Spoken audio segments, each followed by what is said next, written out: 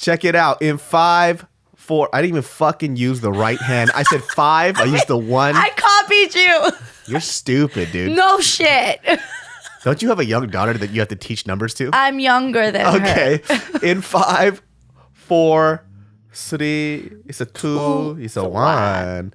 What's up, everybody? Welcome to another episode of the GeniusBrain Podcast. I'm your host, David So. And we have a very special guest here today. Now, you've seen her in a lot of my videos just because this bitch is insane.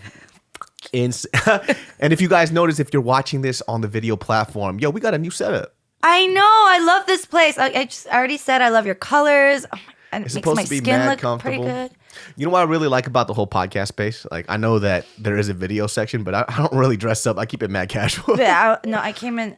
Because we have to be. You have to be. You have to. Yeah, you gotta be comfortable. Exactly. What you been up to, bitch? Fuck, what haven't I been up to? Bitch. No. There's so much shit you've been up to.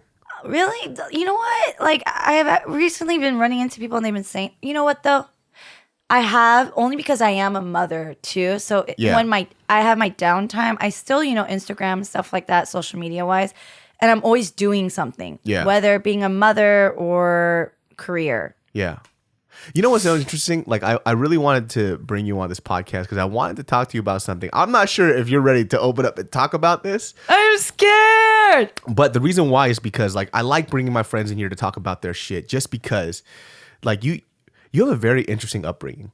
And I want to talk to you about this shit too, just because, like, don't take this the wrong ways or nothings. You know what I'm saying? Okay. What is it? Am I a shit person, David? No, you're not a shit person. If you were a shit person, I would have never invited you over to my house, my home. Oh shit, you're right. Mi casa. Su casa. Yeah. So, like, I've been noticing as I get older, specifically, a lot of it has to do with relationships. Yes. And specifically, what I've noticed, like your dad has been missing in your life when you were younger, and I have a lot of female friends who've had like their male figure gone.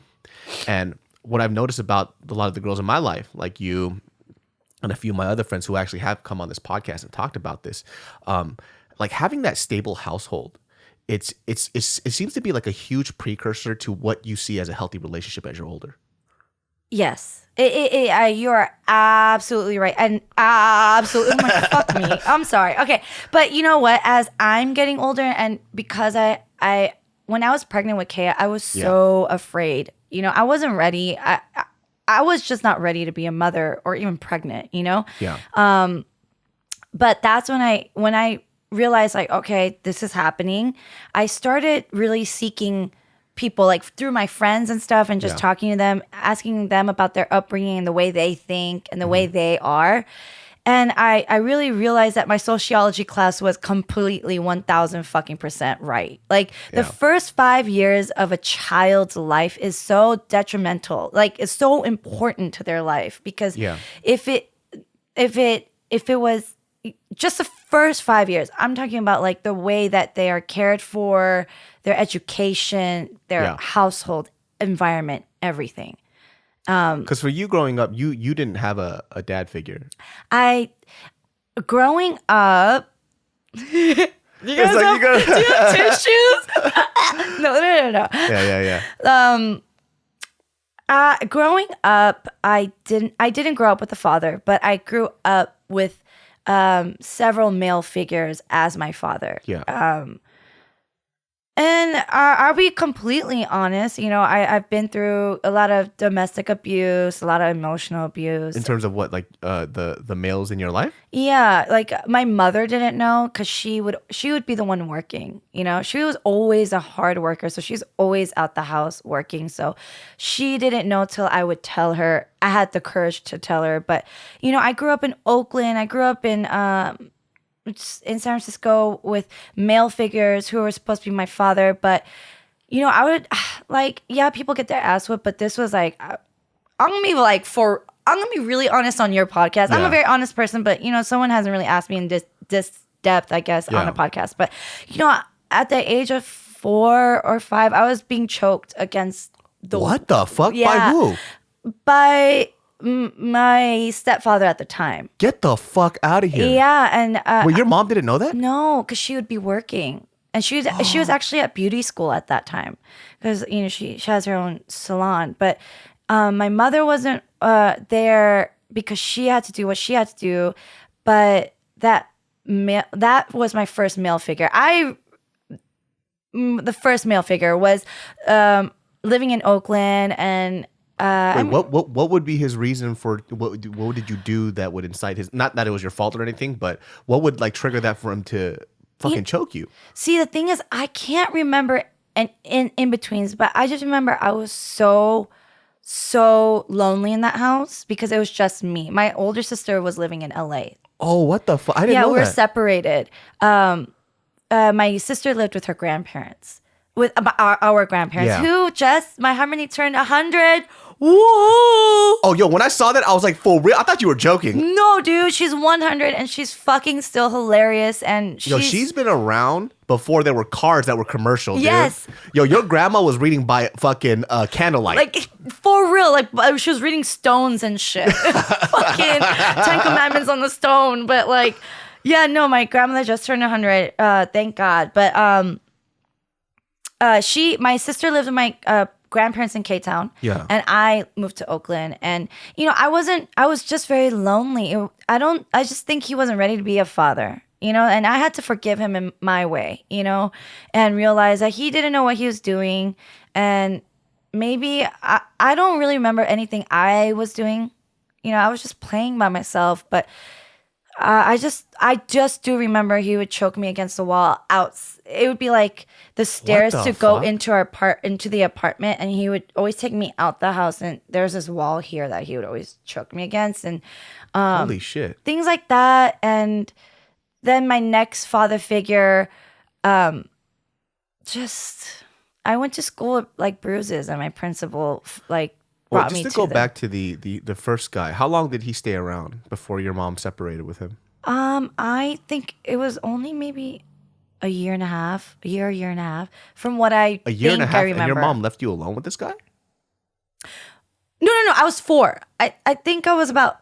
No, well, you're 4, but like even then, like I'm like I said, I don't know your mom. But, if I have a kid, I'm not thinking about leaving my kid with some dude that I just met. Oh, no. They've been together. I think they were dating, and I was just 4. I don't remember I don't know the details. Because you were really young. I was so young, but I just know I was about 4. And when we moved in with him, then she went to beauty school. I see. It happened with the same thing with another guy. She didn't know till I had to tell her. But when I was 4, their relationship just fell apart regardless, without me saying anything. Yeah, I mean, if he's choking out a little kid, I'm pretty sure he has anger issues, and there's a lot of issues he has to deal with. Exactly. So I'm pretty sure they had issues within their own relationship. But the next father figure, I would go to school with bruises, and then I remember my principal taking me to her office and asking me if I would like to call the cops because she saw the bruises on my body. Holy shit. I didn't even know any of this shit. Really? No, well, you didn't tell me about this stuff. I only knew that I only know a little bit about your father and not having been around when you were younger. But the specificity of these two guys, I had no idea. Oh, damn, this is just crazy. Oh, man. So I'm really spilling the guts here, you guys. This is really me. This is raw, Ellen, you know. And this is why I feel for children. This is why I anything that has to deal with children, my heart aches for. And I love children, and they are our future. And we as parents and adults I do really believe it starts with us first. Not, they say chicken or the egg, whatever. I really do believe in this situation, it deals with the parents and us as adults to make sure we are becoming better humans for the future, So this guy that came around, the second guy that came around, like he would hit you with his hands or?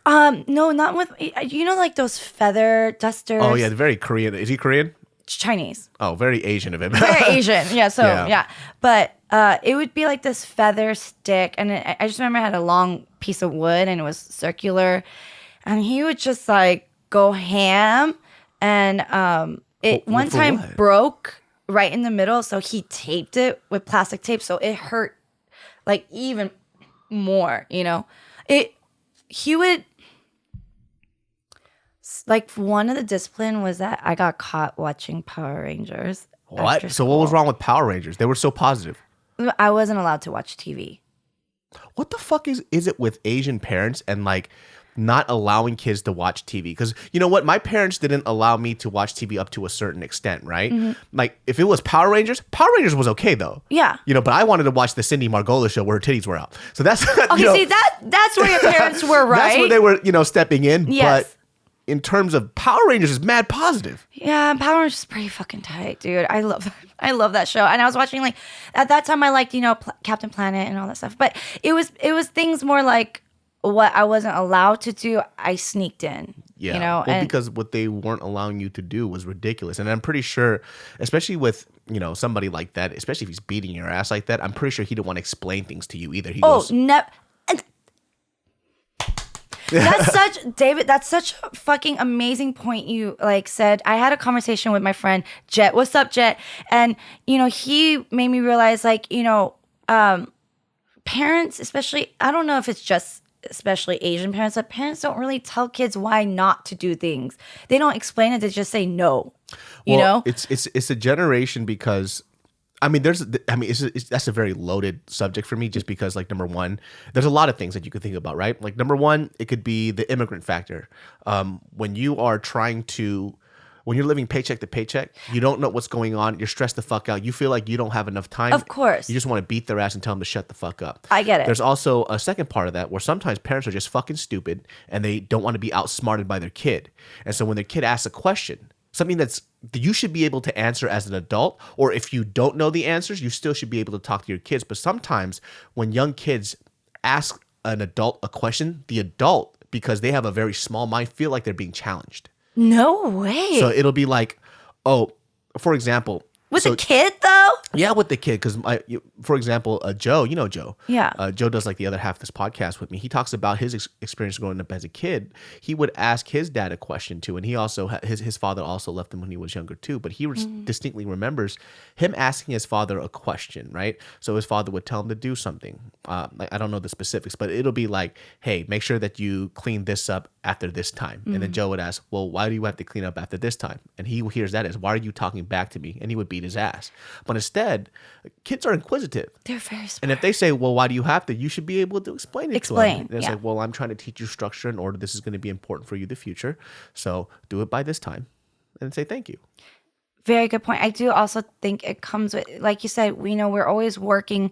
So by the time you get home, you just want to fucking relax, right? Yeah. So I'm going to share this story with you. So I thought I was pretty fucking clear with communicating with people. I really thought I was a shit with that, but my daughter schooled me this one day. I realized a lot about myself this year too. So a lot of self-reflecting and self-awareness. It's hard, but I'm happy. Yeah. There's this one time, 2 months ago, Kay, I'm sitting on the couch. I'm fucking dead ass tired, right? And she runs out the bathroom. And she goes, Mom, what's this? Right? She's like, this. And it's like a toilet bowl cleaner. Mm-hmm. And I was just like, oh my gosh, Kay, put that down. That's so gross. And she's like, no, Mom, what is this? And I was like, oh my gosh, Kay, put that away. It's so disgusting. Put it away. She's like, no, Mom. Why are you yelling at me? I'm just asking you what this is. And I was like, oh my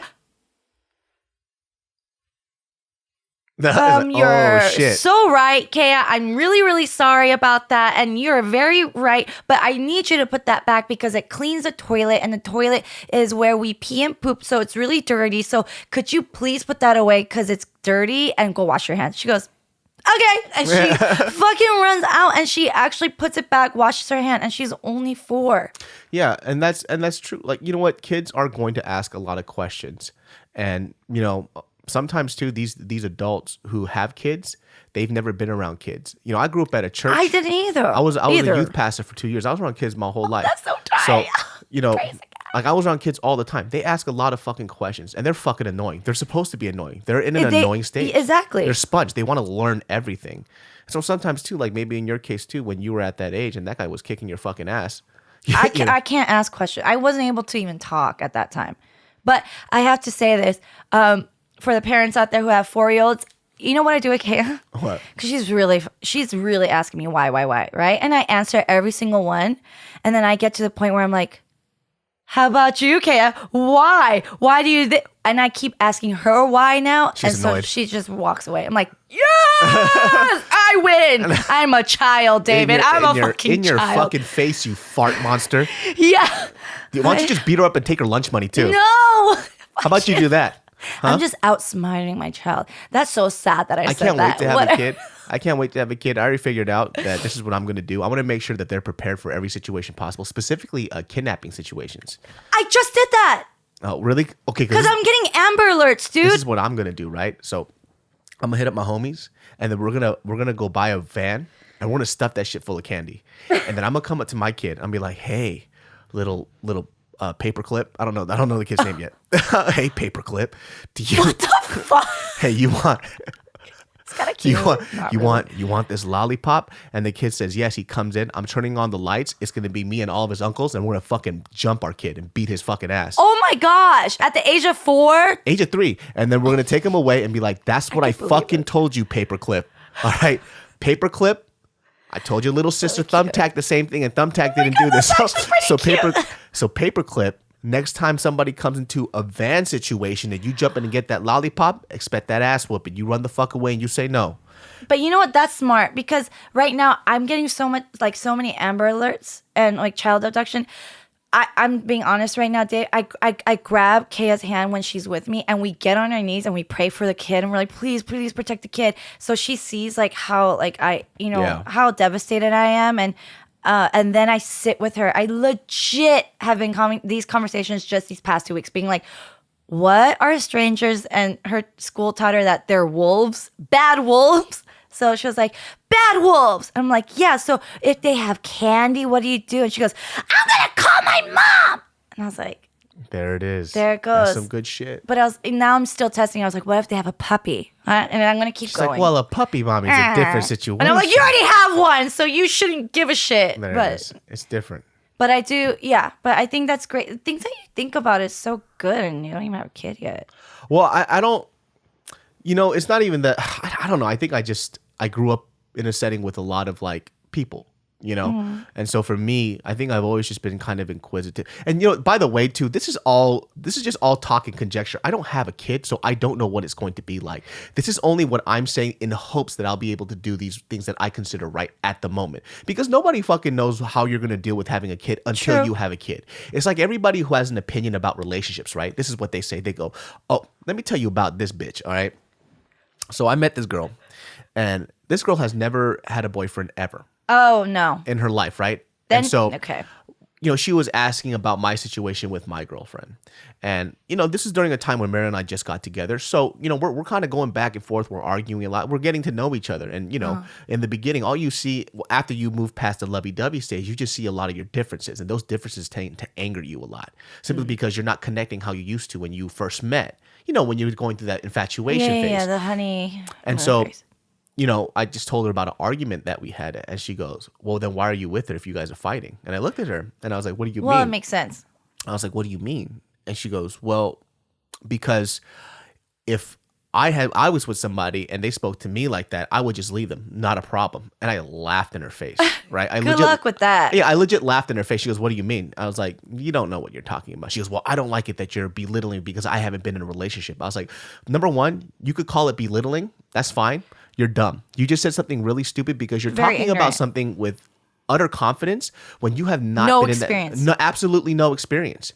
And this is something repetitive that you hear from a lot of people who have successful relationships. So where are you coming saying that you know what a healthy relationship, but you've never been into one wrong or good one? True. This is why I don't take any relationship advice from. I don't, and plus I don't give it out because.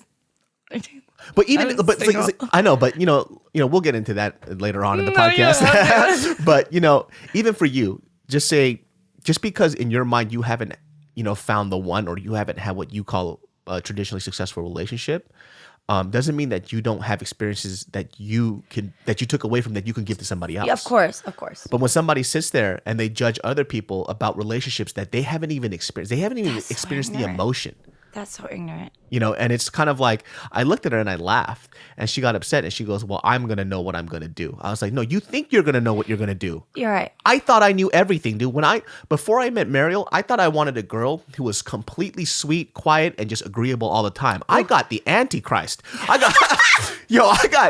got the exact opposite. This woman challenges me all the fucking But that's fucking time. beautiful. Yeah, but it also makes me want a 300 kick her in the fucking stomach, but and then hug her. and hug her, but I love her very much. Yeah. And a lot of the times too, and I've talked about this on the podcast, is the qualities that you really love about a person also tends to be the same qualities that you hate about them. It's like, oh, this woman, she's so strong. Yeah, well, guess what? That strength come bites you in the ass when you're arguing. Exactly. That's where there's a fine line between love and hate. Seriously. Oh, for sure. And even for you, like, I didn't even know about that whole situation about you growing up and the whole ass whooping thing, though. Dude, I thought I told you. No. So wait, how old were you after the second relationship ended with your 11. mom's? 11. Yeah, and that one was I'm not even gonna go in deeper with that one. But it Did you talk to your mom about that though? At 11. After it ended. And then she I felt so I feel what your bad. mom was going through. Yeah, the thing is I am understanding my mom so much more right now with being like a single parent, but I do have her like I'm whatever. I'm just understanding my mom just way more on a mother sense and having to grind and hustle. So when I was 11, I did tell her, and it was a hard decision because she trusted this man as her significant other, and especially with their children, and she didn't know what was going on because she was the person who she had a beauty shop. So that first chunk of my little bit of my life, she was going to beauty school. So in San Francisco, that's when she had her shop. So she was constantly there. So I remember, I think my sister and I told her, and it was rough for her. She went through like a depressed phase, but she told him to get out. Oh, so wait, you were the catalyst. That's awesome. So you know what the cool thing is? Your mom actually took your side. Yeah, no, she just didn't. She really didn't know about anything. I told her about that guy maybe like a couple years ago. And even with the second stepfather, I didn't tell her about a lot of things to just a couple years ago. Like the specific details of everything. That's crazy.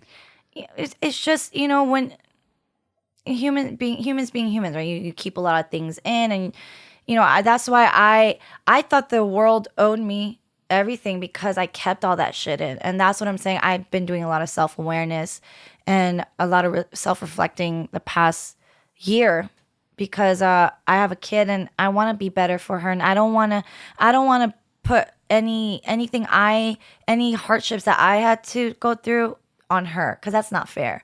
So I'm really trying to, try to go through my past of like really owning the emotions and letting it go. And even my real father, I met him, that job I did for Pop Stars, KDA. Yeah. I met my father there in Incheon, my real father. Well, you've never met him before prior to that? No, the last time I saw him was when I was 3. Damn. 3, 4. No. I think 3. That's when I was gone. But I saw him briefly for like a week when I was like 7, I think. And then I met him after the show in Incheon last year in December. That's like over 2 decades you didn't see your biological father. Then you've met him in Korea. I met him and I just like saw him and he looks like a harabouchi. That means grandfather. Yeah. So from what I remember when I was really young to that, when I looked at him, I just started bawling because it was like I see a grandfather now. Huh. I didn't, it was just weird to see that. And for the first time this year, I had to let go of everything because of talking to him in Korea. I just realized, he was trying to do his best as who he is, right? Yeah. With the person he is. And I had to let that go. And I straight up said, he called me and I was like, before he hung up, I was like, Appa, because I used, It's weird to call him that anyways, which is dad. And I was like, 사랑해요. And it floored him. What made you want to say that to him? I heard God say that. I heard God say that in my head. I'm crying. Because it was just like this weird moment right before, oh my God, I'm fucking sweating.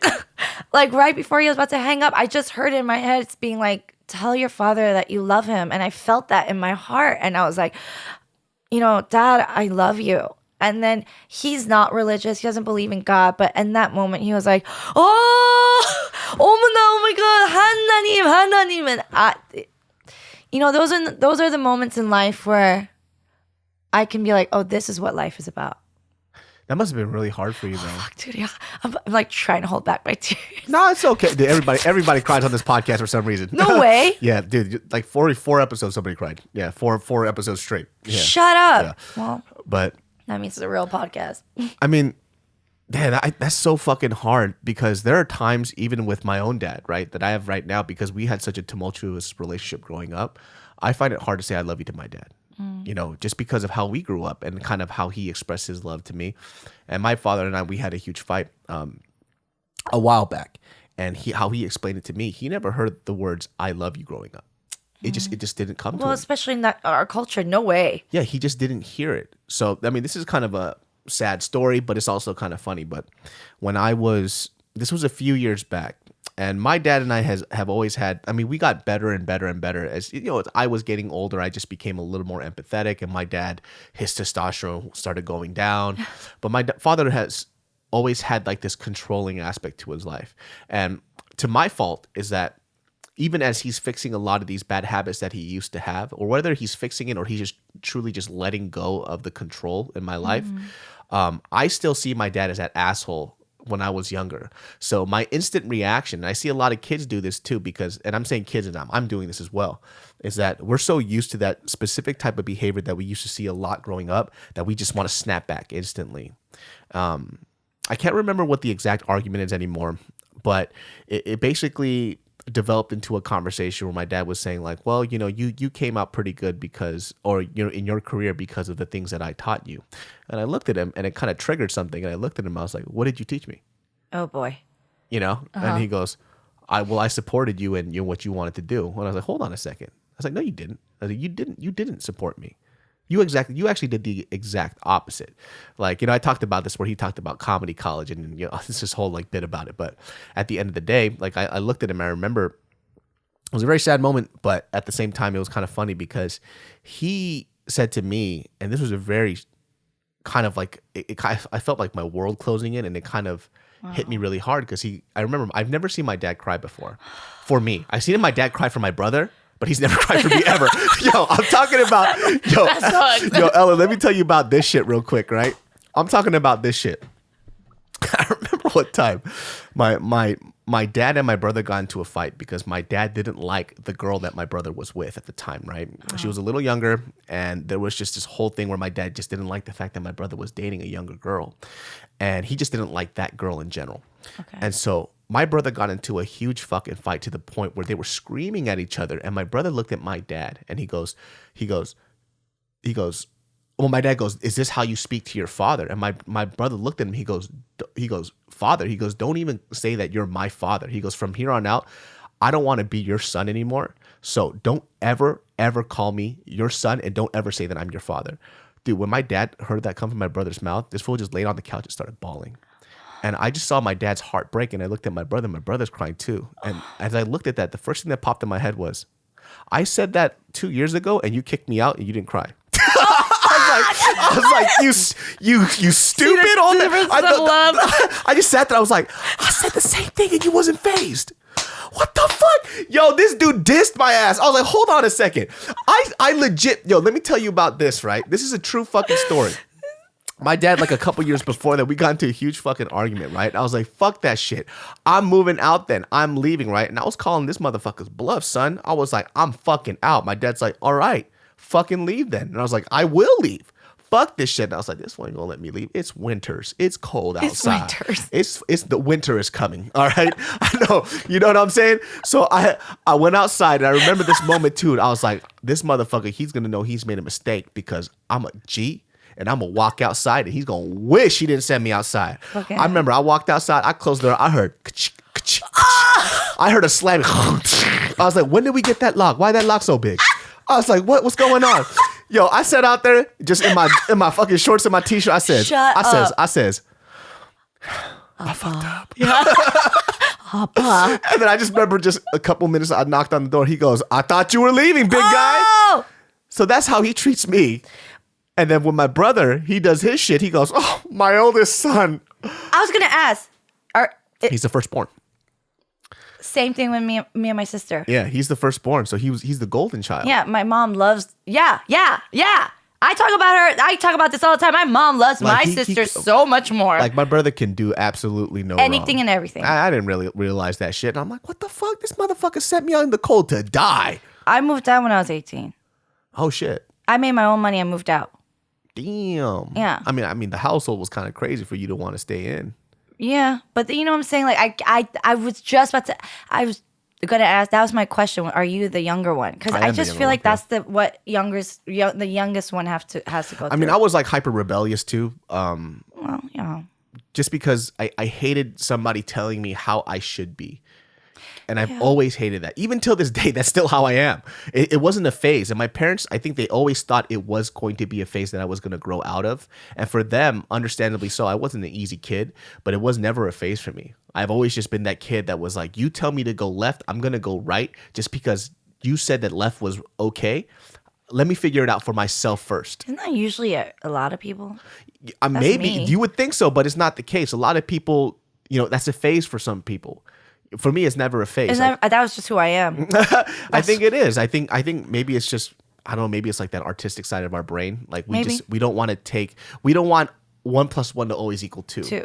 Also leadership, right? Maybe. I like leading. I don't like following. I like a little bit of both. You know what I'm saying? Like sometimes I like waking up and not having to think about shit. Well, yeah, but I'm talking. Yeah, you're right. There's days that. Yeah, I'm talking about like life in general. In your life. Yeah, I don't like.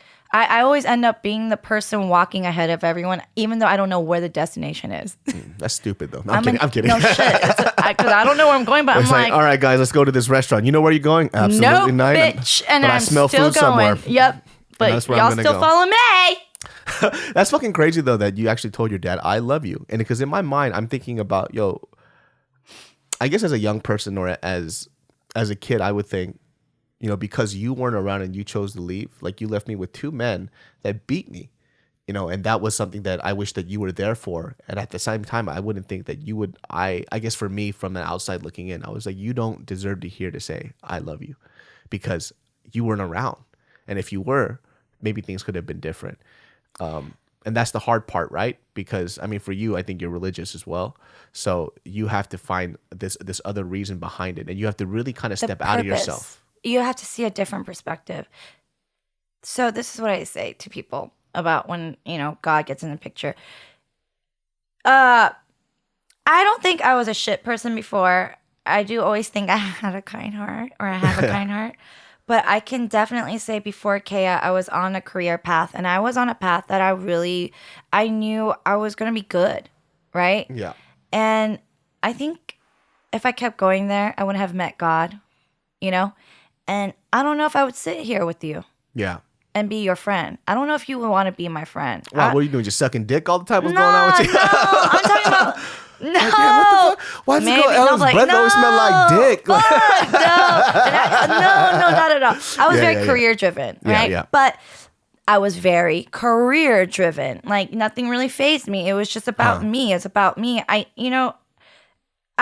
trying to not be so hard on myself because I don't think I'm a mean person. I love people, but I was a people pleaser, and that's because of my insecurities, right? But honestly, why I go to God is because I can't fucking handle my damn self. I got shit that I can't stand. Yeah. And no one, I don't listen to people. That's my stubbornness.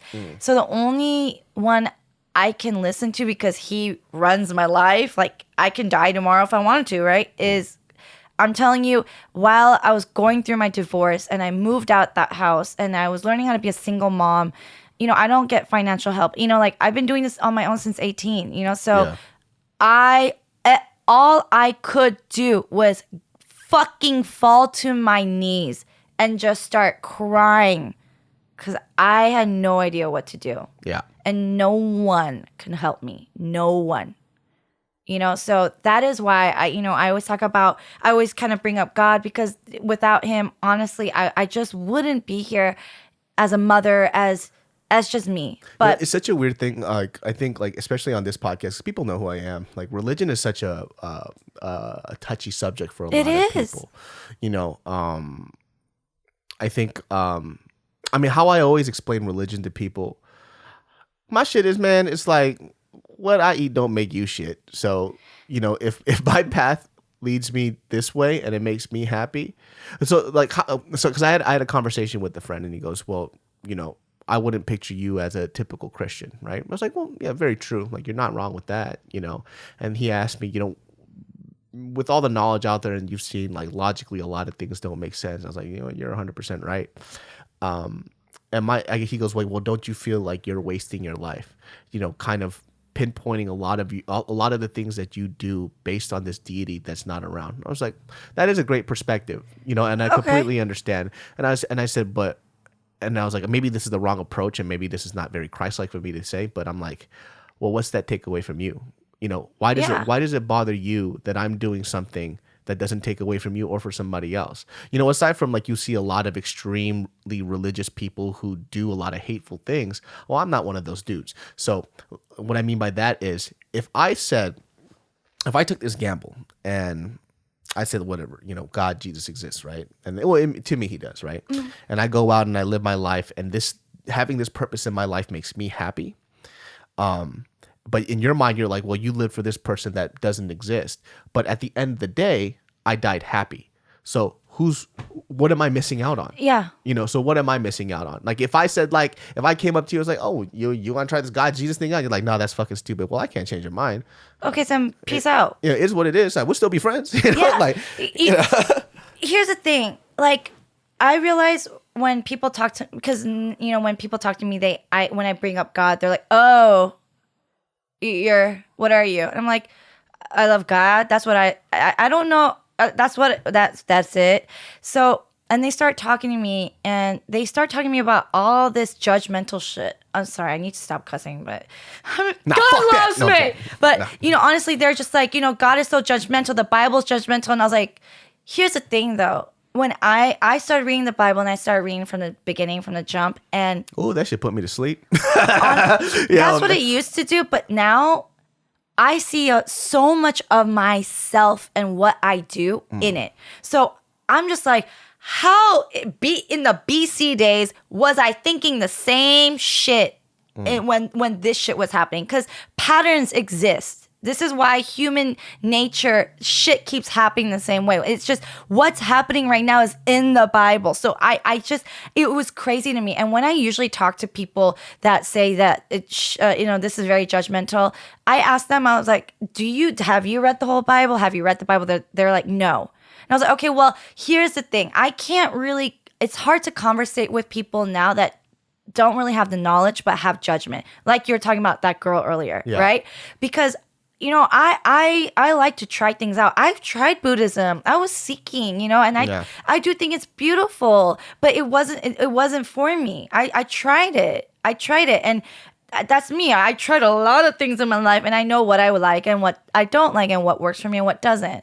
And I try to know about every religion. So, but here's the thing. Here's one thing I did realize. I did meet someone that told me that they believe in reincarnation, right? Man, if that shit was real, man, I'll tell you that should be tight though. I want to be reborn as a dragon. As a dragon. I want to be reborn as a dragon immediately. Okay, here's the thing. This was just interesting. It made a really silly click for me that this person saw their own deaths and their own reincarnate, like them being born again. Or are they going to be reborn? I was like, were you ever a frog? You know, like I was really interested, but they're like, no, like I got to relive as a human and I get to just change what I didn't change back then from my past life. So who was this person before? Because that's what I want to know. And that's what they didn't say. I want to know who that person was before. I want to know the social security number of that person before. I want to know the families. Right. I want to see everything, right? Because that'd be fucking dope. That's crazy. If somebody comes back to life right now and they go, reincarnation is real. I was like, all right, for real, who were you before? Well, I was John Wickerwitz out in London in 1952. Yo, that's tight. Right? I got struck by lightning 7 times right in the penis. Boom, I'm here. Right in the penis 7 times. And my penis exploded and I died. I was like, yeah, whatever. I Googled that shit, right? John Wickerwick's dick explosion. 7 times electricity. I'd be like, yo, that's fucking wild. I'm like, I thought I'm really listening to truth. No, I was like, oh shit. Yo, no, but have you seen some of this crazy shit where there are documented stories, or I wouldn't say stories per se, but there were kids who were documented. Like for example, there was a kid that was speaking German, looking at this documentary of Hitler, right? And this little kid goes, oh, I was there. And he goes, the person's like, what are you talking about? He goes, I was there. He goes, he was saying this, this, and that. My name is blah, blah, blah, blah. And they're like, yo, what the fuck? And they looked it up and it was like real. It was true. And he was literally saying everything that he's never seen this doc before. And this is a really young kid. And the kid's saying that he knows what Hitler was saying. He knows that because he was there watching him give that speech. But as he got older, all these memories started disappearing and he doesn't remember him saying that. Is that how Benjamin Button came out? No, Benjamin Button's different. Benjamin Button's is like you come out as a fucking wrinkly ball sack and then you get, or some shit like that. Okay. Well, okay, really quick, going back to what I'm going to finish it real quick, okay? Yeah. So I was looking at him and I was like, man, you know what's crazy? I think you're crazy for thinking, like going through that experience, but you're thinking that I'm crazy because I hear from God. And that's when I realized, man, people just got to be kind of crazy to believe in anything. And I think it's actually a beautiful thing. Like, you got to step in faith in anything you believe in, right? Man, you mad deep. I don't even think that deep. I'm just doing me, man. You do you. No, because I was just like, whoa, I get it now. I get why, people have beliefs because, you need to have faith in something. And I don't know, that clicked for me. I was just like, oh, that's kind of tight. If reincarnation is like legit, what you trying to come back as? What you trying to come back as, dude? Mad rich. Okay. Yeah, everybody would like to come back mad rich. I'm talking about creature, person, something. Person. I don't know. I don't want to be a creature. I want to come back. There's 2 things I want to come back as. I want to come back as a corgi because a lot of pretty girls love corgis. And I'll be nestled in some nice ass titties for the rest of my life. You can't do anything about it. And they're going to cut your balls off. That's cool. I miss some titties. And then number 2, I would like to come back as a very, very sturdy black man just because I want to profusely use the N-word without getting looked at weird. Are you serious? I hate you. I hate you. I'll be drunk. It's like, man, you say that word a lot, bro. It's like, dude, I've been waiting for this moment. I was a fat Korean dude before and people give me the eye when I was saying it. Do you say it? Not as much anymore. It slips out every now and then. Yeah. Like it's definitely built in me. Like we had a podcast about this with a couple of friends of mine where, it's something that I try not to say, but it slips out just because a lot of my friends say it a lot, specifically in Sacramento. So when they're saying it, like I'm saying it, and I don't even know that I'm saying it.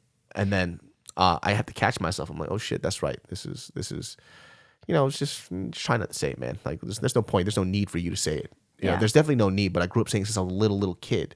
Like I'm talking about little kid. So, I'm trying not to do it as much anymore. Okay. It's just sometimes in these Hollywood streets, I be hearing some people saying it. I'm just like, it's a popular thing, man. Like I don't want to be too redundant on this podcast, but it's just people have this necessity to say it. They feel like they need to say it. It's like I want to, but it's like why do you need to? And that's what it boils down to. Is something as simple as that. But okay, anyways, yeah. That's crazy though. I mean, you went from the whole situation with, growing up with like 2 abusive stepfathers and then somehow wrapping that around into meeting your father as an adult later on with your own kid and being able to say I love you to him. And then you also mentioned, I mean, because I know about this because you were going through it at the time, but you were married obviously when you had Kea, and so I mean, do you see? I mean, this is kind of straightforward, but do you see a lot of the, I guess, like how you develop a lot of relationships with males in your life tend to be sometimes a little bit askew because of the relationships that you had when you were younger with men, especially with these abusive fathers? Yes. Okay, so one thing though, my mom did remarry to a Jewish man, so I'm part Jewish. No, I'm playing. I'm not. Okay, but he's an amazing, amazing, amazing father. I don't even call him, stepfather. The first day I met him, I was like, 1, can I get your credit card? 2, hi father. So it ends up good. Okay, Yeah. but I do have to say that that's a lot of where my self-reflections have been coming from, self-awareness, because I do have a daughter, and I really don't know how to do this, you guys. It's being a parent. There's no guidelines, and there's no even if there is, it doesn't fucking matter. It's what everybody tells me. Yeah, because every kid is different. So I just want to make sure, I really just want to make sure she doesn't grow up with my issues, right? And I don't want to have any hatred spewing out for any men. Like, I don't want her to grow that way. I want her to grow up having her mind of her own, but setting like a good foundation, right? Like loving, emotion, like great foundation. So I did realize that the things that I've experienced has definitely skewed with my emotions and my mind and what I thought love was. So I've had a lot of abusive boyfriends, like being tossed across the room, like somebody threw your ass. Yeah, threw my ass. But you a dancer, you land on your feet though. What's up, bitch? It's like, nice try. I'm a dancer, bitch. No, you said plie, and you got this motherfucker tossed me, and I was like WWE yes! stuff. Wait, what? Yes. Explain me how did he do this? Like my bed was like right here, and he was like here, and he did like karate forever. So I don't remember, he didn't kick me, but he pushed me, and all I remember, I had a CD case right here, and I flew, and I hit that against the wall. What led to that? What was the argument about? Well, you said his karate sucked. He was like, you know what? You're not even good at karate. Sucks, bitch. And he was like, okay. Taekwondo's better, bitch. I know, fuck, dude. It is. I'm playing. I think it was just a bad relationship. There was a lot of drugs involved. Like, I was really young, and I think he was on something. But what was the reason? Like, what happened? Like, you just came into the door. You go, "Hey, sweetie, fuck you," and he just threw you. No, it was just a really abusive relationship. But we would have. But what was the catalyst in that situation? I don't even know, honestly. Damn, he just started throwing you. Well, that night, it was a blur. Some of the nights were blurs because we'll be drinking, right? Oh, it's one of those nights, but he would have. It was just a really bad relationship, so the physical abuse part of relationship stopped at a certain age because I was like, okay, that has to go, right? There's something wrong with me if I think that's love, but still, I didn't realize I was still.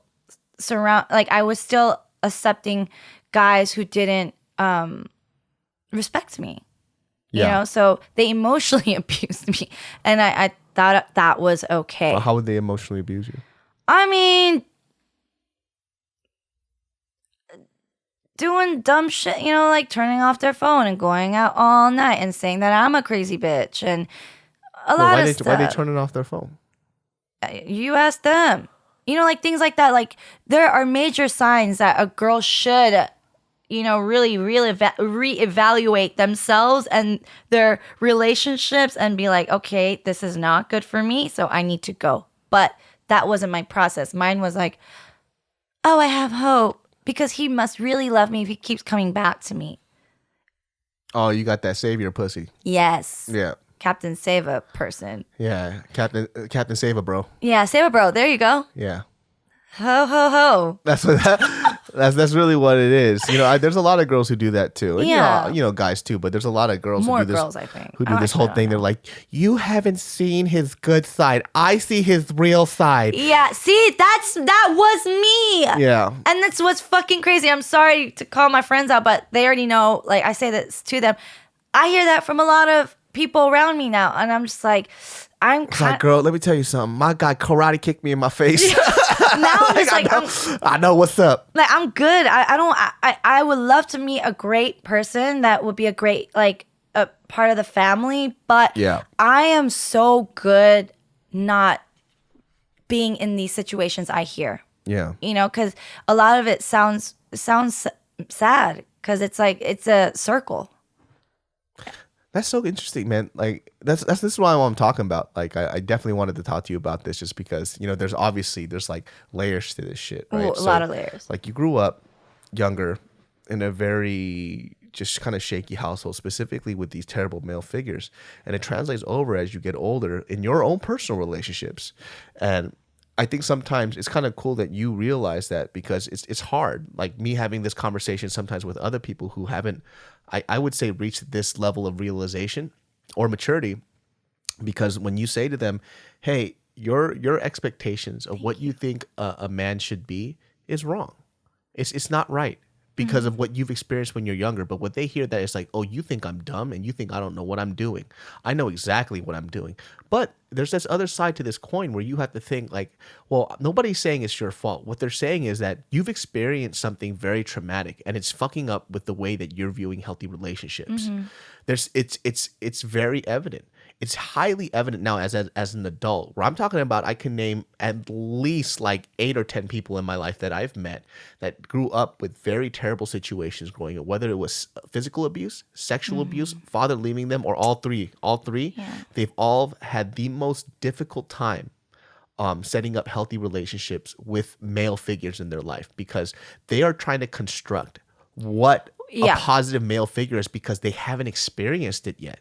So it either happens as the negative stuff that they're seeing in men are stuff that they're attracted to because it's what they're accustomed to. They're used to. Or two, they're having a hard time having a successful relationship because in their mind they're saying that men have to be like Prince Charming in this Disney type of world, right? Because that's the positive side that they saw growing up, but that's not real. It's Emma, dude. That's what I'm saying. I think you'll be a great father. You guys would be great parents, you know, because you have a great foundation. And like, I know there's no guideline, but if you have a good foundation, that's where it starts. You know, mine, I didn't have a good foundation, so I'm doing backwards shit, you know, and I have to do it quick, you know, 'cause she's 4, but.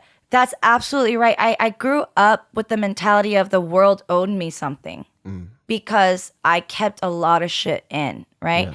And instead of letting that anger and that pain out, I was just like, well, you know, I had to deal with this when I was younger, so I deserve, like, I know I deserve something better. You know, like I thought the world owed me something. I thought God owed me something. But that's the shit I don't like. That's why I don't like Keo watching Disney movies anymore. It's because she's starting to say Prince Charming is going to save me.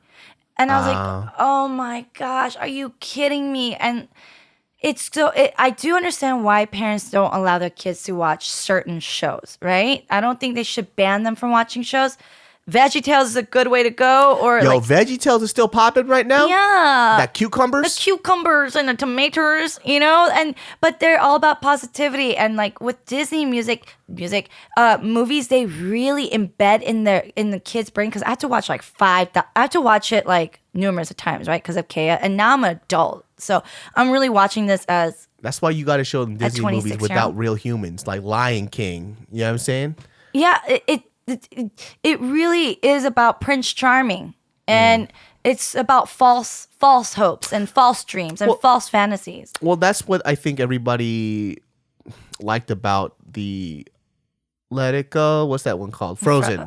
Because it was about 2 strong female characters, right? And there wasn't a Prince Charming there to save everybody. There was a male figure there trying to save somebody, but he wasn't one that saved the day. It was the sister, you know? So, I don't know. Like for me, I wouldn't mind them watching Disney, but I do understand it's hard to get a kid to understand that there isn't this magical world. I mean, there's a lot of positivity and love in this world, but you can't expect this male figure to come and save you every time. But that's all movies, dude. It's maybe except for Frozen, but you know, they ain't gonna know that great music though. Yo, I'm gonna be honest right now. When you start watching, Street rat, I don't buy that. damn, you have a good voice. If only they'd look closer, would they see a poor boy? No siree. Are these the real lyrics?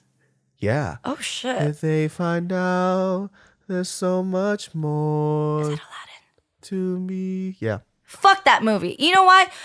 No. I love Aladdin. I love Aladdin. You talking about the late Robin Williams? You're talking about Robin Williams right now. No, I love Robin Williams. But this is what I heard, okay? And I was like, whoa. Psh.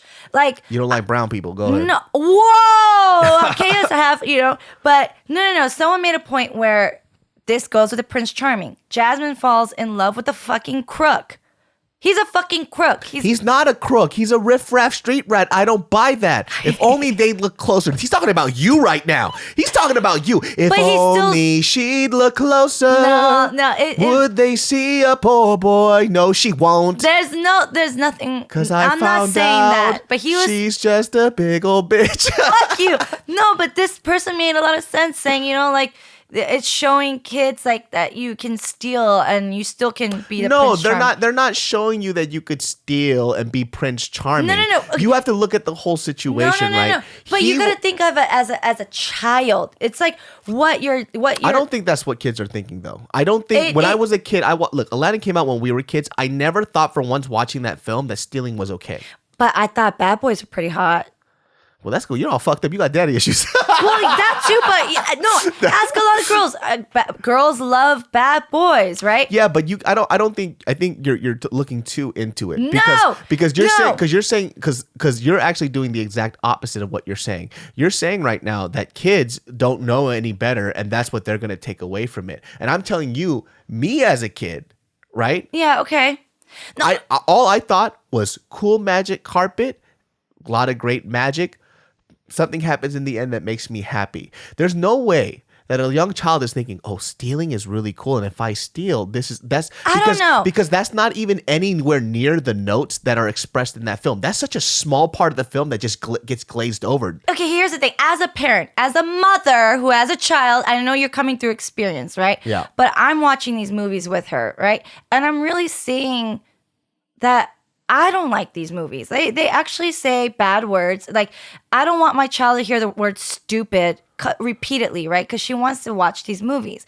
If you start watching this stuff with your kids, you start noticing the stories, the actual characters, the actual intentions. I don't know. Can I give you another perspective though? Yes, you may. So you are also looking this as the eyes of somebody as an adult who has been through a lot of things, right? So your perspective, in my personal opinion, you're reading into things that I don't think kids will pick up at all. And also too, this is what I believe too, because mind you too, like I'm talking about, like we grew up in a generation where Disney was huge, and I've never really seen that effect of like, I understand the whole Prince Charming effect. Do you understand what I'm saying? But for me right now, you're also trying to do this thing where I see it as you're also trying to shield your kid from stuff that they're going to see with or without you. She watches Disney. I take her to watch Disney. For sure. But I can't stop. Yeah. No, I'm not going to stop her, but I will limit her.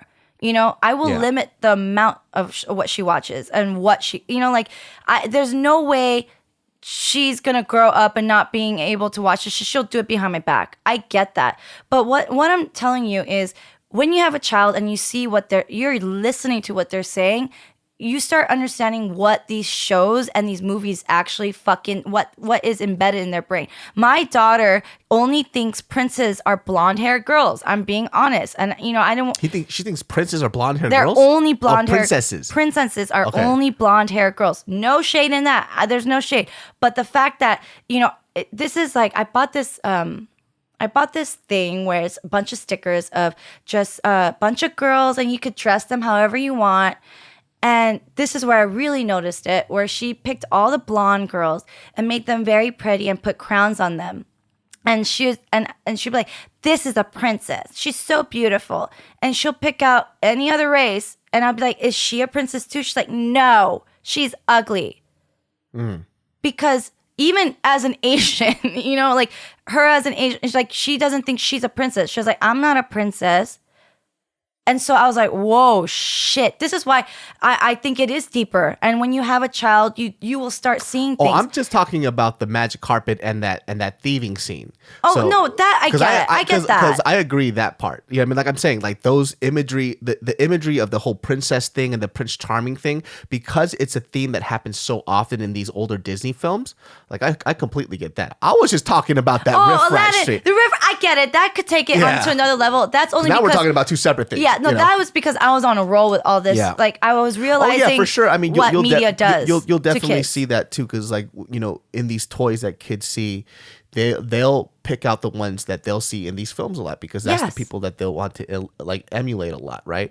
So that's why in media now, a lot of people are fighting for these diverse characters to have these type of roles, because they want their kids to understand that, you could be a princess, you could be a hero in your own story, and you could do it by looking the way that you do now. Exactly. And I think that things are changing, but I do have to be honest with you. That's what my daughter says. So I'm just trying to now. Yo, what if you asked Kay, it's like, is mommy a princess? She goes, ew, no. I'm not a princess. I'm like, you better get your ass to your room. Mommy is a princess, all right? You see, I'm a queen, not a princess. Shit? No, I'm playing.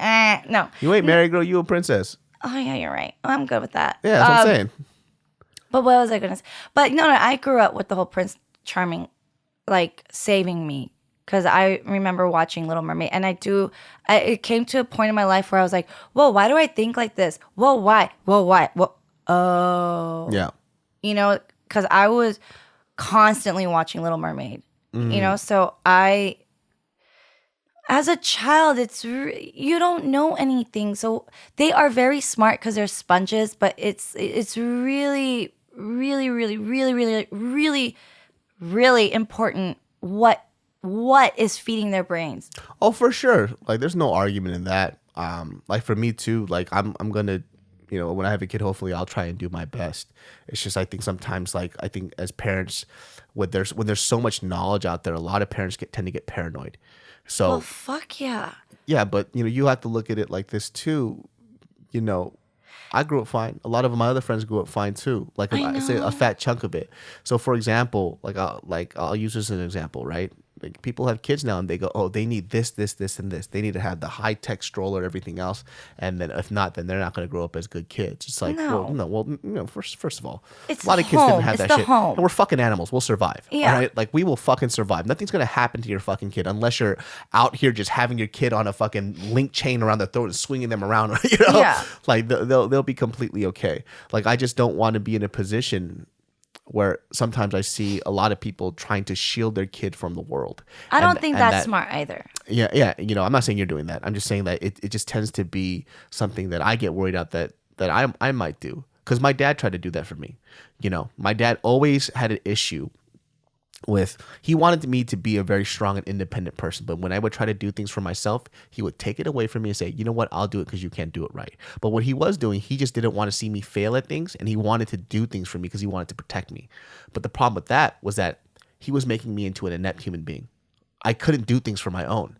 And I just had the balls enough to say one day, I was like, stop doing shit for me. I want to do it myself. Let me make my own mistakes. Well, she does it all the time, yeah. So for my dad, like, he goes, well, why don't you want your dad to help you? It's like, it's not that I don't want you to help me. You have to allow me to learn. Yeah. Let me do my shit. And in his mind, he goes, well, I was the one that put you in those situations, that taught you how to learn. Like, I took you to the business. You did this, and that.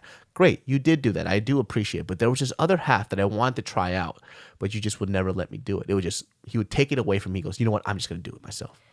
And it was because I feel like at that time, my dad wanted me to be a strong person, but because but at the same time, he wanted to protect me a little too much. And so there's like some certain kids too. Dude, I had a cousin who didn't know how to go to a bank account or open up a bank account at a bank at like the age of like 21. Oh my gosh. You know what I'm saying? Like, no, shit like I get that. it. Like, he called me up. I'm younger than him, and he goes, hey, how do I open up a bank account? I was like, did you walk into the bank? He goes, no. Then why don't you just go and ask questions? Because everything was done for him. Yeah, no, I get that. Trust me. But I also, like you said, I think everything is in layers, right? It's like the way your father's upbringing and how he had to, be to where he was at with you, raising you. I think everything stems from somewhere. And that's when now like I said, I had a lot of anger towards my mom. A lot. because I told you I bottled a lot of things in. She didn't know about a lot of that stuff that was happening in that house till a couple of years ago. But that was my problem because I didn't talk about it. So in the past year, I've started to ask my mom a lot of questions about her childhood. And this is the number one thing I've learned was to shut the fuck up. I told Lydia, I love Lydia, she's my sister. Last year in December, I would just be talking to her and all of a sudden I'll be like, I don't feel good right now. I'm telling you, I'm being serious, David, where I was like, I don't feel good. Like, I don't want to talk anymore. I just feel like I don't want to talk. I feel like I'm just talking a lot of bullshit. And I wasn't, And then I just kept on trying to have conversations, even just with her. And there's just something in my head was like, shut the fuck up. Yeah. I'm being honest. So I was like, okay, you know what? I'm going to listen to this voice in my head. And I'm going to shut the fuck up. Mm-hmm. And I just started listening. And then that made me realize, I listen to people, but maybe I should do this with people who are closest to me, Like if I could hear the stranger out, let me hear some of these things that I'm holding in, like I have issues with. So I started asking my mom about her past and her childhood and literally listening to her for hours. And gosh damn, David, like there were funny ass fucking stories. I was like, damn, mom, you a fucking G. And I didn't even know that shit. You're more of a G than me. I thought, and I thought I was already tight. But she had amazing stories. She had very funny stories. And she had such crazy, sad stories of, her childhood. And I cannot, even though I went through what I went through, David, my mother went through some shit. And our culture, the Korean culture, is to shut the fuck up. Yeah. She grew up being like, no one told her they loved her. She didn't even know who her parents were, she didn't know because that's just the culture. So that's why she raised me without saying I love you, without thinking, without having any my sister. Well, there's the culture aspect too. But I guess what I'm saying really quick is just that I just start listening. Yeah. Because we only got one life to live, and I really don't want to live it continuously with questions and my own idea of what I think happened. And that it also goes back to, like I was mentioning before, even in your life, like your mom did the best that she could with what she had. Yeah. And then, you're just a better iteration of what she had. Because even you said yourself, it's like what I went through was nothing compared to what she went through. So even for her as a parent, her giving you the life that you had, she was just doing her best from the fucked up situation that she had, which is a very enlightening moment. And then now you're going to have to take your experiences and try to make sure Kea has a better experience with that as well. But you're never going to know. And I think the hard part too, that with some of my friends who have older kids, they're like, oh shit, I tried my best. And they're kind of fucking up the same way I did. And it's like, well, you just never know. People are individuals too. There's a gamble with it. Yes. You never know. So that's where I'm at. I let Kea figure things out on her own. When we do homework, I help her, but I can't help my kid at all. I'm dumb as fuck. Shut up. My kids gonna ask me some shit. They're like, Dad, what's algebra? I was like, you go to your fucking room. That's I'm done. Yeah, geometry, I'm good. I'm like, I need to get you a tutor. But I could only understand your dad on one sense of like trying to protect your child. So a quick story is that Kea she got her first stitches, right? And tight. Yeah, she took it like a G, but I got a call that she fell. She didn't cry at all, but she, when I went to her, she fell and bashed her head against this, something sharp. And her meat was just fucking hanging out, dude. Yeah. But she was like chilling, right? Kids, baby. Yeah, and she's tough. She's a tough girl. I let her fucking do what she, but like watching her. So we took her to the emergency, right? Mm-hmm. So first of all, we're waiting there the whole time. She's chilling. The fucking doctors, they tried gluing her stitches together. And I think this is the first time the nurse did it. So his gloves got stuck in her fucking meat that was coming out and on her hair. So when he tried to pull his fingers out, he ripped her hair out and like, it was a mess. And so what the fuck? So they took 30 minutes to put pressure against her meat to continuously try to take the glue out. Girl wasn't even crying just yet. And I was like, I don't know how the fuck she's holding this together because it was like 1 a.m.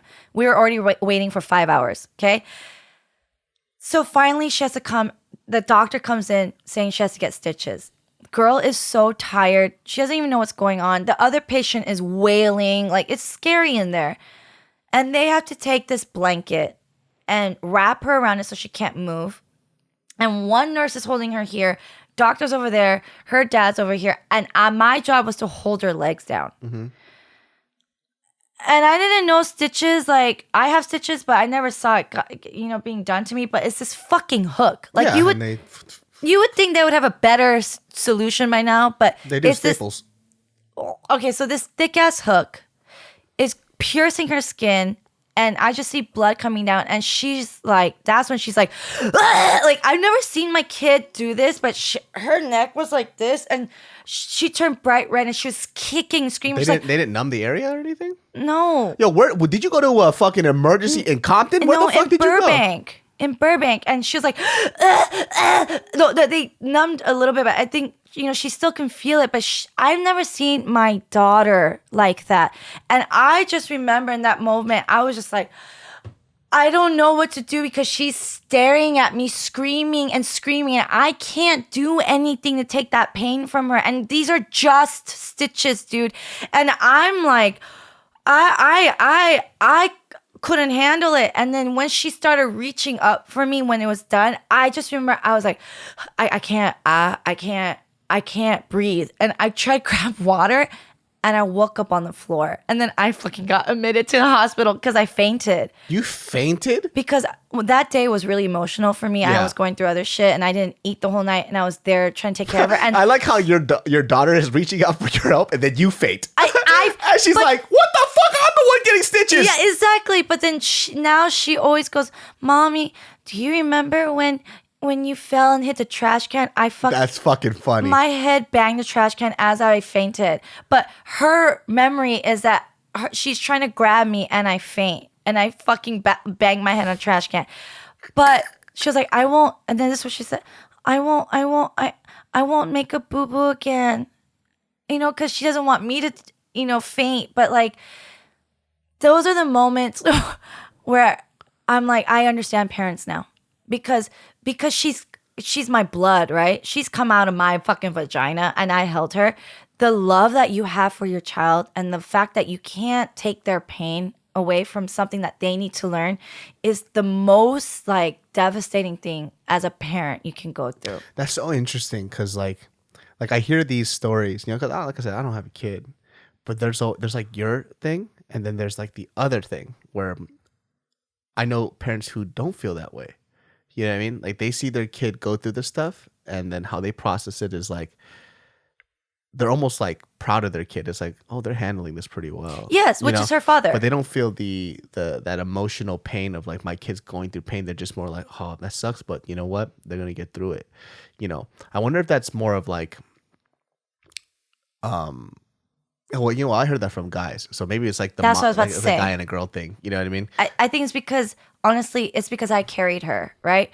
You feel everything. You feel every kick. You feel your baby in your body, which is a trip. You know what I'm saying? And when that's a whole nother experience that I don't expect guys to understand. That's why women are just geared to be more like, empathetic, I think. Yo, my mom...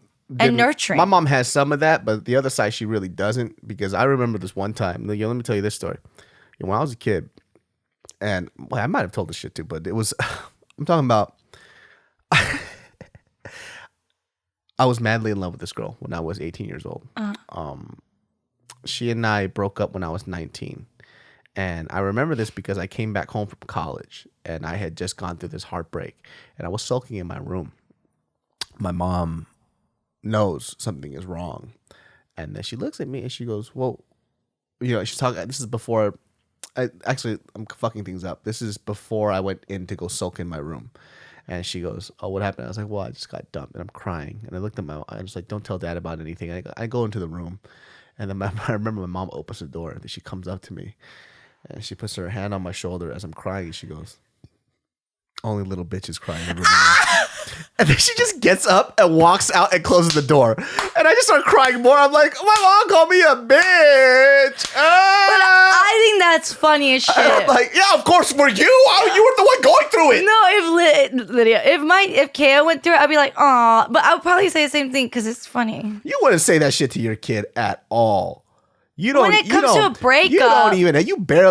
When you first had Kay when she was, you barely could discipline her, dude. You would never. That's true. You would not say that to your kid. You don't have that in you. But we have jokes though. Me and Kaya got jokes, but me and Kaya have jokes. Like that's. If your daughter was crying in her room, you would not come up to her and be like, "Stop being a bitch. Get up and walk out." I don't know. I think that's pretty funny. I think that's it's funny to you. Like I said, it's funny now. But I think that's like a level of closeness. No, we weren't that close back then. She just roasted my ass and left. That's a tight ass mom. Yeah. Hi, Ma. I guess you wouldn't even do it. You'd be like, I can't see you cry because it makes me cry. Then you cried more than her, and the kid's like, yo, fucking chill out. No, I don't know about a breakup though. When it's yes, you. No, when it's physical pain, I can't stand that shit because I can't see blood either. If you see your daughter cry from having her heart broken, you're gonna feel terrible. The first one, because you'll be like, fuck that motherfucker. Men and their stupid dicks just swinging that thing about. Just fucking little one-eyed monster just spinning around in a circle. Disgusting. No. Oh my God, dude. Yeah, my mom. It's so full circle with you. I guess I think you've done pretty well for yourself. Aside, thank you.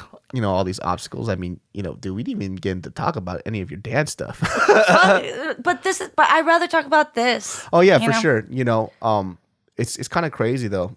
Like I said, like all this stuff that you've gone through, like I've talked about this with a lot of like girlfriends who go through these type of similar situations, and there's a lot of like self-healing, self-thought, self-reflecting that has to go on and it has to take place. And there is this moment where I feel like maybe even for you and even for a few of my other friends where they just have to say like, oh shit, my perspective is skewed. Yep. Not to my fault, but it's because of things that happened.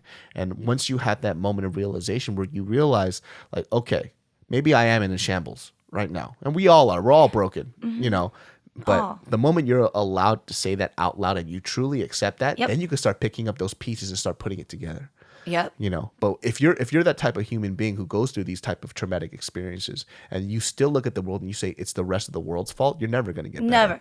Never.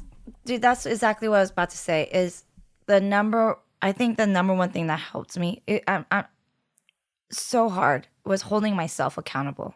Oh, that's hard, dude. But I hate doing that shit, man. I hate looking in the mirror and saying like, dude, this is actually a lot of it's because of you. Yeah. And you don't want to accept that. Yep. Like even when I fuck up with Mariel, dude, I do this thing now. Like when I say something, I know I fucked up. Mariel's like, well, you did wrong, right? And I'm like guilty dog. I can't even look in her eyes. I'm like, okay, what's up? She's like, look in my eyes. I can't look in your eyes. I can't look in your eyes right now. I fucked up.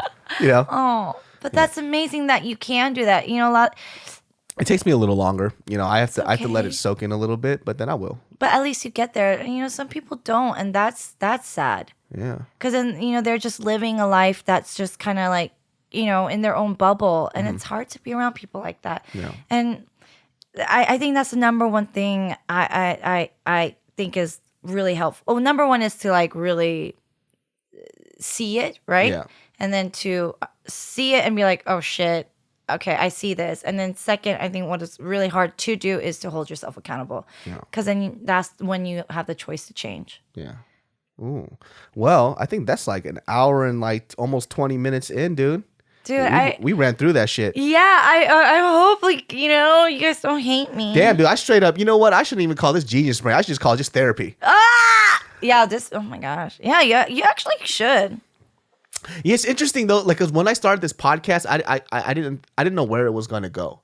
Just because when we're having conversation, I'm not thinking about the type of conversations that we're having. Yeah. But I guess like what I guess I don't know this about myself, but then, my mom said this about me too. She goes, you have a way of when you speak to people, just things come out, and maybe it's just because we're really, really comfortable with each other. Mm-hmm. But it's like, these are the type of stories I really like because everybody, when they go through something, they think that they're the only person going through it. Yeah. They always think that they're the only person. And that's how a lot of people, honestly, they get depressed because they get stuck in this dark hole Yeah. of just, it's only me going through this. Why is this happening? Why is this happening to me? And I think like a part of this huge podcast is like, I want to show people like, yo, there's a lot of people in my life. When you tell me these personal stories, yo, I have friends who are going through that and they're coming out of this darkness. So, you know, it's you're just not alone. You're really not, and that's beautiful. Like that, you know, this is great because that's why I was holding a lot of anger back, was because I didn't think anyone understood me. You know, no one. And then you heard your mom's story. And it's like, oh shit, look at that. But it took a lot of like self-awareness before I even asked her questions. Course. You know, it was more like, I don't know what that was in my head, being like, shut the fuck up. But it really helped me to be like, okay, let me just you know, having a kid, getting older, just, you know, just that maturity. When I say this too, they're like, oh, I feel like there's a small amount of people that are like, oh, you think you know everything. No, I'm older than you. So I'm been saying through that so much more. I'm saying that I'm just saying this now just to plant the seed. I think when you're 20 years old, 18 and 19, you're not going to get it. No. And that's okay. I'm saying it's 100% okay. Yes. But at least what I can do is what my parents did for me is just plant the seed. Yes. And then eventually something will come from it. Yeah. You know, that's all. Well, guys, damn, we went into a lot of topics today. We talked about just parenting. So much. Talked about just like daddy issues, just growing from the pain and everything else. Yo, I didn't expect this one to get that fucking deep, son. Oh my God. I'm really sorry. Like, you know, get really deep. And damn, I think these people just saw me just scratch at my toes for a solid like hour. I'm just like this, scratch. You know what? To be honest, I fucking hate feet. And I just been like, I didn't want, and I was just like watching you doing that. Whatever, I don't know. Don't you ever touch me with those hands ever again. First of all, I took a shower before you got here. I'm mad clean. I don't care. Don't you dare. Well, you got dancers' feet, bitch. What the fuck your feet look like? Fingers and toes. Whack. Anyways, guys, so where can they find you?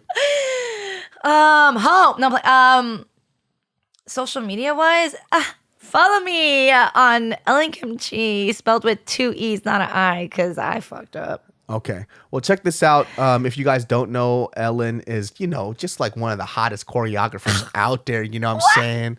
Just killing it out on the scene. Profession-wise, she's a dancer, but I wanted to bring her in to talk about some other things aside from dance. I mean, she could come in again and talk about her career and then the whole dance situation. That'd be fun. Remember, guys, Genius Brains is out in all audio platforms. We're talking about iTunes, Spotify, whatever podcast. Hit us up. Let us know what's going on. Give us that 5-star. Leave comments below. You know, situation that you guys been through, things you guys want to connect with. We have a community here, so just talk back and forth. And we got love. Yeah, man. We'll see y'all next time, man. If you're sucking dick out there, try to do it a little less, unless you enjoy it too much. And if you like getting fucked in the ass, well, tell me what you like about it, because that's weird. You couldn't even just end it nice, dude. Light of the world, you stepped out into darkness. No, David, no! Open my eyes, let me see. Peace out, guys.